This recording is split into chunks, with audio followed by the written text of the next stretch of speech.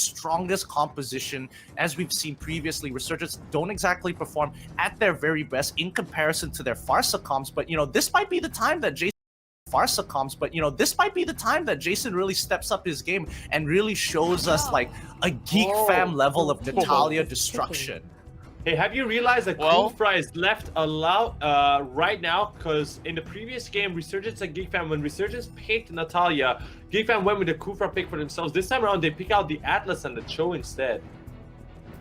Well, I'm glad that you actually highlighted the Kufra, because RSG could definitely go for the Kufra to prevent Cho from diving right in, as well as that Atlas that has been stolen away. So LI4 says, I want that Claude. I'm not going to give it over to Feeks. And we are looking at the Jawhead, which sees very much high win rates in the hands of Santa. I think this is a really good idea from Resurgence, actually. Taking the Jawhead is going to say, hey, no matter what hypercarry you have, you're always at risk of getting unstoppable forced ejector comboed. Yeah, and at the same time, they can't pick the Jawhead to go up against the Natalia, because we know the Jawhead is actually really good at picking out the Natalia. So that's taken away from Geekfam at the moment. I expect Geekfam to actually ban out the high loss here. Instead they take away Farsa. That's kind of weird coming in from Geekfam. Well, I'm guessing it because like it's gonna be quite a difficult task for them to actually focus down on towards that sort of long range mate. So they rather actually take it out. But great thinking coming from the side of Resurgence to actually negate Aurora to be picked up, because if Natalia to be coming anywhere close, with one tap of the button, you can easily just lock down that Natalia and just get everyone ganking upon her. So Geekfam, of course, have to actually look for some other choice for mages. There could be the Valier. Come on. Yesterday they went for a Terizla as well. I'm not sure if Terizla would be a good fourth pick though. Or it could be a mean, like Terizla. That's true. But I think. Oh man, they didn't go for it. Alright, so it looks like Dominus is more comfortable on the Kagura just to have the safety of actually checking out brushes without having to face check them using the Atlas here. So that's probably their line of thinking. I personally would have preferred to see the Valier to kind of stop the engages, but it looks like Geekfam is expecting Resurgence to go for a dive-heavy composition. As we can see, Sylvana as well as the high loss. Personally, I think Geekfam kind of messed up the draft when they decided to ban out the Farsa. They're giving too much respect to it. They should have banned out the high loss, because now Resurgence has a full dive composition. Their backline should be terrified. Yeah. I'm still waiting. I'm still for the last pick. I need to see the last pick. Yeah, I want to see the answer to this, because we're seeing Sync actually facing off against a possible Terizla so quick. Sort of big respect to Faraz for predicting this before everyone else. So you mentioned about the Terizla, they're gonna bring it in against Sync. My loves, you know that you guys are the experts here. I'm just looking at previous stats. That's it. It's not that I know more than you guys. So since you guys are the experts here, what do you expect from these drafts? Who do you think is gonna be at an advantage going into this game? Aaron, you want to take this one? Well, I'm looking at scalability. I'm thinking that RSG does have better scaling, if I would actually recall the entire draft correctly. And Geekfam definitely still stands pretty much great chances, because it's Xorn on that child once again. And I think that they have different sort of the rotations to be brought out now that they are on a different side.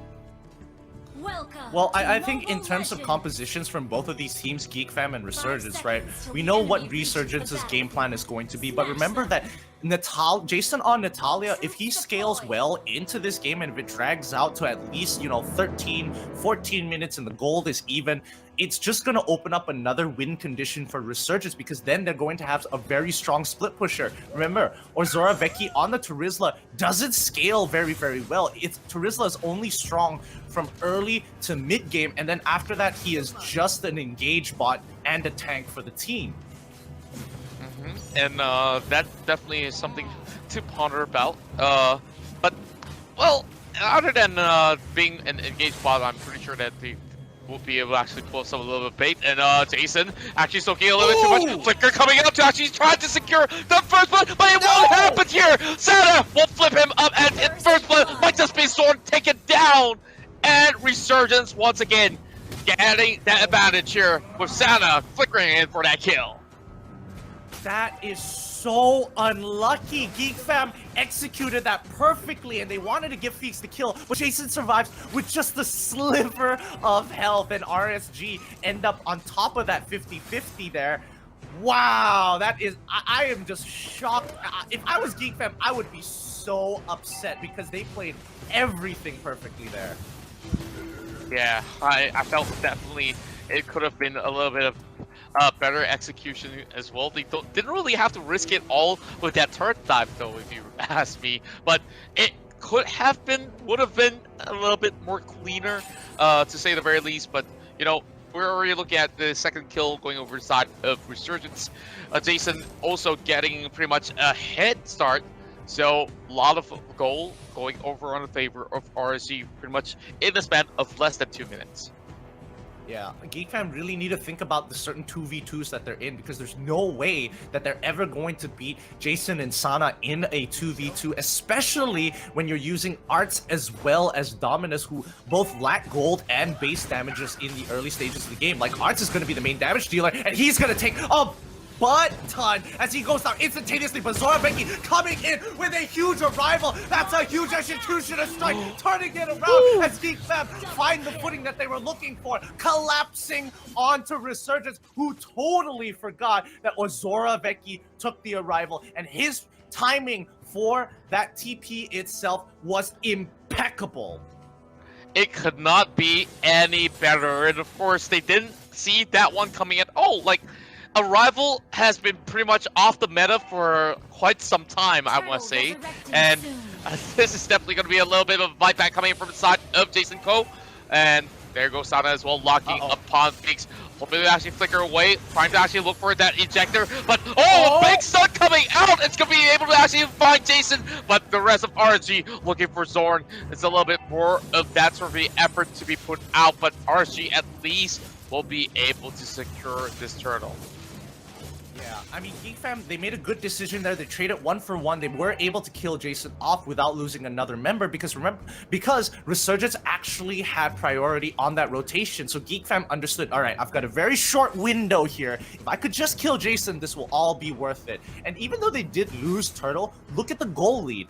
It is 800 in favor of Geekfam right now, and this is as big of a goal lead as they're going to get right now until they play like Resurgence last game and become a bank and get that sweet, sweet compound interest. That's right, and I'm definitely looking at how things are moving for both ends here. Like, both are pretty much very similar in terms of rotation for the current time being.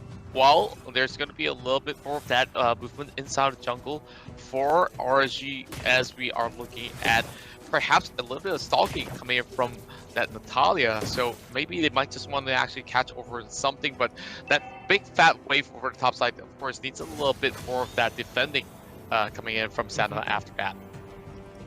Totally. And as we transition from early game to mid game here, Jason is going to be a little less effective because Geekfam, they're starting to get 1 or 2 items enough to prevent Jason from one-shotting them, and that's why he's forced to take the execution instead of anything else. But let's keep an eye out for Jason here because he's got to make something happen in this game if Resurgence wants to win. So far, Xorn has been performing phenomenally, getting some great Atlas Fatal Link ult with the flicker, just like KZP in game 1. So I mean, it's a little bit of a flex, but let's see how this goes. Yeah, and Saint here will be charged upon, but oh my, he actually survives a little bit of that shot coming in from Dominus with the flame shot, but won't be able to actually take him down. Quick movements coming in from Saint himself, but Jason once again on the prowl, so maybe they might have known that his existence is somewhere within the jungle. So sending the umbrella towards the brush, not being able to actually catch them out, but there will be a little bit more of that sort of contest over the bottom side. Not only did Geekfam take that turret, now they also can take charge of the turtle if they want to, but Resurgence responds with a mid lane push here over onto the Dominus here as Jason almost actually takes him down. But oh my, the overturn! Dominus solo kill. Oh, penalty zone coming in, locking in the rest of our SG members. LY4 trying to survive, manages to pick up Arts here. They're going to turn this around. It's a 3v4 situation as one more member, Sync, trying to go for the Imperial Justice into the back line. He does land it on Xorn, however, the tenacity is keeping him alive. Looks like RSG forced Geekfam to actually recall here, but they can't even contest or have the damage to finish off this turtle fast enough before Geekfam get back into the fight. Oh, there goes, but and towards the 4 members of these Geekfam players, but they are backing away. But there goes penalty zone of everybody! Oh no, this looks bad for the side of RSG. They're on a retreat. Jason managed to escape for a little while, but it will be a chase coming from Feeks. 5-0, and we are looking at Geekfam here taking it pretty much greatly. And man, they did stop them on the tracks. Bro, that wombo combo was nasty. Oh wait, Dominus might actually get punished here. LY4 could commit, but Xorn has already been ready. Yanks LY4 back into the team. He's not going to be able to survive, and he doesn't even have Purify to save him as it just came back up. A little unlucky here, but we're getting that sweet compound interest we were talking about before this. Geekfam now in the driver's seat. Let's see whether they can take this lead and make sure that their foot does not leave the gas pedal. And I'm definitely loving this whole idea. We've seen those wombo combos enter its effect, and look at how well they are just actually putting every single thing on the line in all these three fights. It's just so beautiful to watch, and of course, Resurgence need to actually respond. How exactly should they actually maneuver around all this sort of picks, because you can't exactly go diving into assassinate Dominus, as we've already seen Jason trying to do so, and the succession rate was not that great. He's been taken 4 times already, and Geekfam already have this sort of draft where it's kind of like a very big counter towards the Natalia.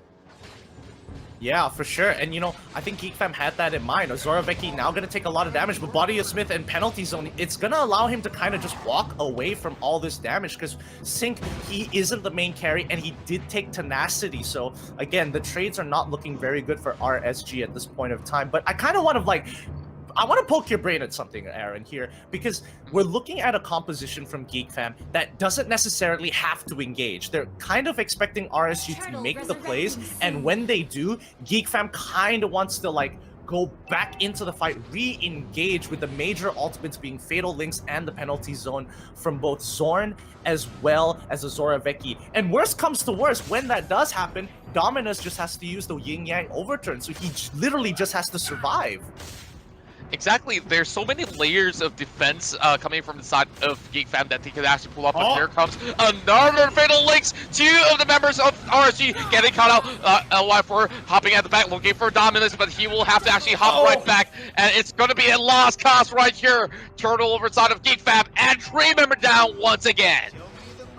Yep, and Resurgence make the same mistake again. They go a little too hard on the engagement, and LY4, despite him trying his very best to kind of isolate the area, Sync was trying to run away, but ended up getting caught by by Arts himself. They're just making sure that they're mixing up the threats every single time. In Resurgence, they just have to figure out a way to really get into that backline, because Feeks, with 8 kills, he's pretty much already stacked up his Bounty Hunter, and he's going to hit level 15 very, very soon. LY4, let's compare the items right now. It's 3 core items to 2 core items in comparison between both of the hyper carries of each team. Yeah, and I think that their only hope for the side of Resurgence right now is just hoping that they can actually catch Dominus without some of all these frontliners actually butting in the way and Sync!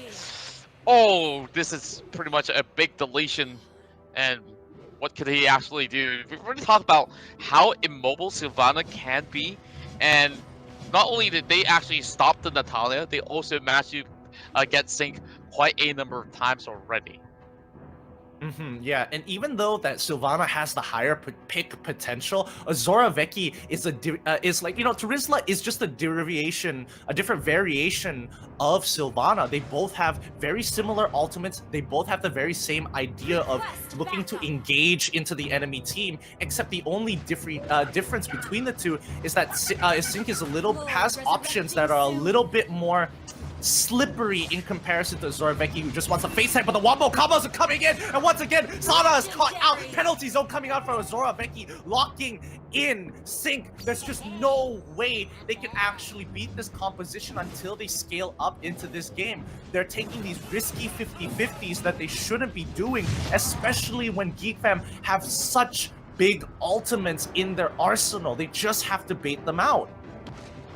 Yeah, and it's so hard to even do that. Like, I don't think that Resurgence could even like bait out all these sort of big ultimates without risking their lives at this point in time. Every single time that they collide, at least 2 to 3 members of Resurgence will eventually falter. Like KZP, although he's supposed to be like the primary tank and then sort of the feature between 2 of these teams, I don't see him actually lasting all too long to find a way to get into the back line to even get anywhere near Feeks. And Feeks now 10. Oh, I mean, nobody's going to be able to stop this guy, and he's going to be able to reposition himself. There we go.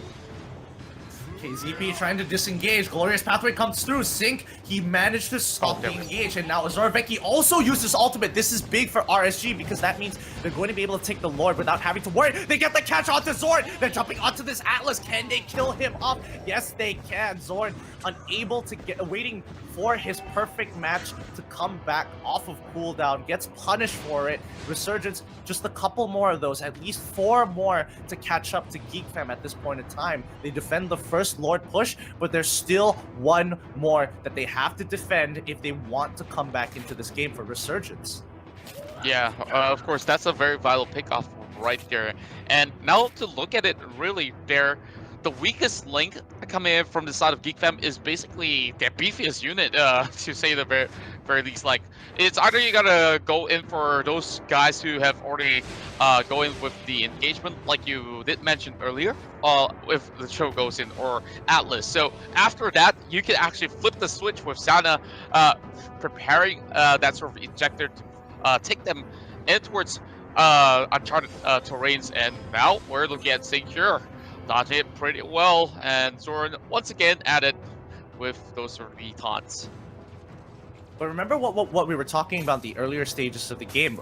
Looking at the team composition, they're just waiting for, the later part of the game just so they can activate Jason so he can get split pushing power on those side lanes. He is the most mobile other than, LY4 in this particular composition. And you can see that Azora Vecchi, his job not only is to look for those big engages, but to also maintain side wave control against this Natalia. So Jason, he's playing literally 2 to 3 games as RSG is trying to survive. Yeah, of course, a lot of pressure on his shoulders here, but eventually he'll be able to actually make it right there, as he's already got half the C's as well. Of course, he just have to complete a few more major items in the back to be pretty much successful in those sort of split attempts, while he's constantly putting pressure over the bot side while winning a little bit more from the top lane. Now, RSG having Arts only in front of them, they are definitely thinking about what comes next out of this, because Geekfam slowly has negated a little bit more of that sort of pressure that they've been putting upon inside of the jungles of Resurgence. And Resurgence are playing this really, really smart. They're making sure that they're splitting up the map as much as possible. Azora Vecchi gonna get caught out a little bit, but they know that he's a little too tanky, especially since he's at level 15. And he has that, Festival of Blood. So if he lands on multiple targets and the wave, the spell vamp is gonna be a little too much for now until they get life spell vamp reduction and healing reduction for the side of RSG. And looks like the Geekfam wants to actually go in for the catch once again. Fatal Links coming up, but the LY4 goes in with the flicker. But KZP now being stuck, although he has the Glorious Pathway, he will eventually fall. Same goes to Sync as well. They cannot escape out of the raft here, and of course, this will be 2 more kills in the back for the side of Geekfam. But look what we have, a little bit of split push and an arrival coming from Zoravecki. They have expected that push coming from Natalia, but LY4 also moving very, very quickly to try and support that cause. And with that being said, they are pretty much occupied by the quarters of the Lord, but oh my, Dominus has been caught out! This is a big catch coming from Jason here as LY4 hops right into the back as well. Arts will go in for a chase, and they will be able to actually take down LY4. But this will go on a reset as RSG rotated well enough to stop the Lord. A little bit of a mistake coming in from LY4. He probably could have survived that if he kited down instead of kited back up towards the top side of the map, because he should have known that Geekfam were rotating down. I think it was a really good call coming in from RSG. However, I think the disengage could have been a little bit better. But remember, Dominus, Xorn, and Feeks, all 3 of them died in trade for LY4. So at the end of the day, this was so worth it for RSG because now they prevented Luminous Lord from getting taken away. They've scaled up to the 41k mark, which means that the cores are very close to full build, if not already has it.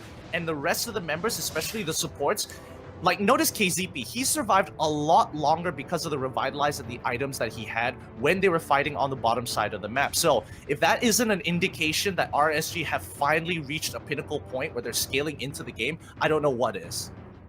Yeah, and of course, they are just scaling better and better as time goes by. And I think that for Geekfam, they understand that they have already reached that pinnacle already. And oh my, speaking of which, pretty much a couple of all these flips will be able to actually punish Sync for the 6th time. And KZP is just looking by and saying, okay, guys, we are here. You can't do this yet again. You can't start the Lord. And KCP could definitely soak in a little bit of damage, but here comes a little bit of flip over on the Xorn, while LY4 is getting hunted down. Flicker coming out from the side of Ars, definitely a really big kill to call, but KCP is already being taken down, so LY4 will hop right in with the Blazing Duet. He's got to escape though, but now a little bit more time being bought there by the Natalia, but Geekfam has a better chance at the Lord right now. Yeah, a very preemptive arrival coming in from Zoravecki here. I think he should have just let the Natalia rotate so he could keep on pushing and maybe even get a bottom inhibitor had he just continued to push that in that particular wave. Because again, he had a little bit of a wave. I think the decision making behind it was, all right, Jason cut off the second reinforcement wave in the backline, so therefore I wouldn't have enough minions to actually clear this up. Jason, can he survive? He's trying to very hard, but he's able to be ejected into safety thanks to Sana and a little bit of help from Sync to kind of shoo them away, shoo Geekfam away.